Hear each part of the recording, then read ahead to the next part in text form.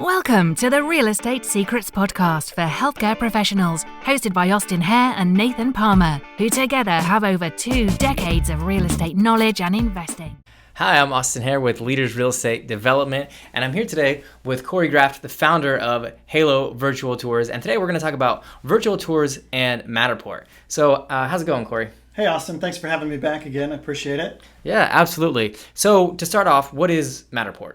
Right. So Matterport is a technology provider, and essentially they're producing hardware, software, and algorithms that are essentially turning out to be an industry standard in creating 3D virtual tours.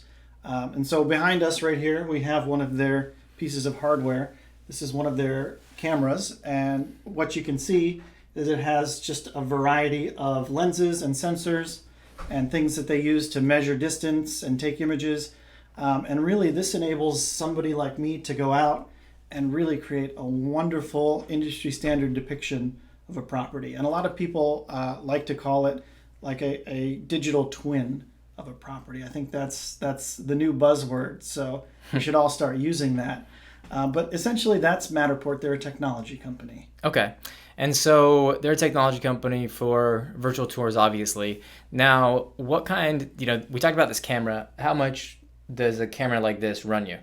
So if you were to want to buy the camera, the tripod, everything that you need to kind of get started doing a virtual tour for yourself, not including the subscription, you'd be out the door over about $4,000. The subscription could run that much again over year.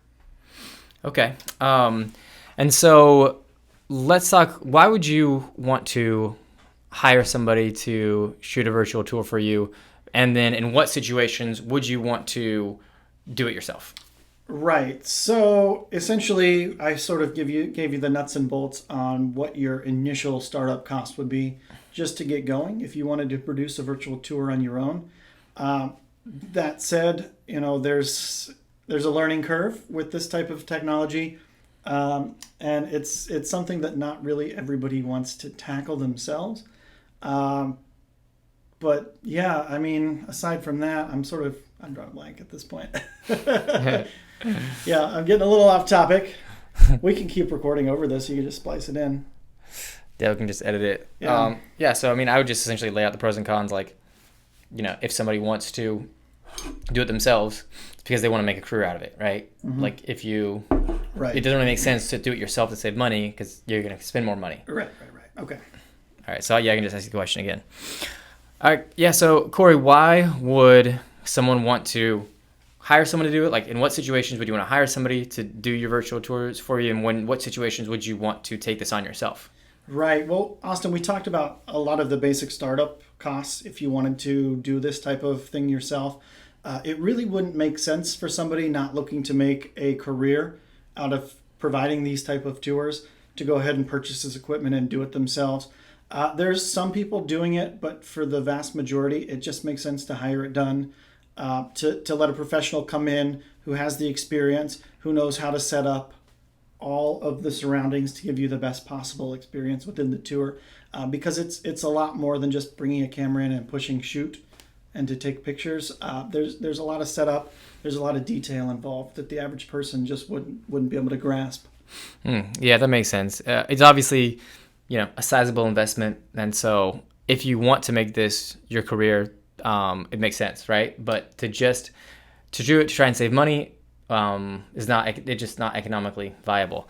So I think that with Matterport, in a nutshell, I mean, it's a technology company and it's a hosting company, and so that's where you can store and get access to all of the virtual tours, right? Right. That's sort of your repository for all of the tours that you have. They also host the tours, right? So you're paying not only to be able to create and process the tours, you're paying to be able to host them, to be able to post them to your social media, to your multiple listing services, but also they're able to help you process the tours for, say, Google Street View, or to post on VRBO, for instance. So really, they're sort of a one-stop shop, and they've really gained a lot of traction in the industry because of their integration that they have with a lot of the major platforms that are out there. Okay. Yeah. And I know you guys have a really unique model with the lowest upfront cost in the industry. So that's pretty cool. But yeah, we want to keep this one short and sweet. If you want to know more about virtual tours, we have an entire podcast on that where we talk about that as well. But yeah, we'll drop a link to where you can check out Halo Virtual Tours and see some of their live examples and get in touch if you want to move forward. Thanks, Austin. All right, man.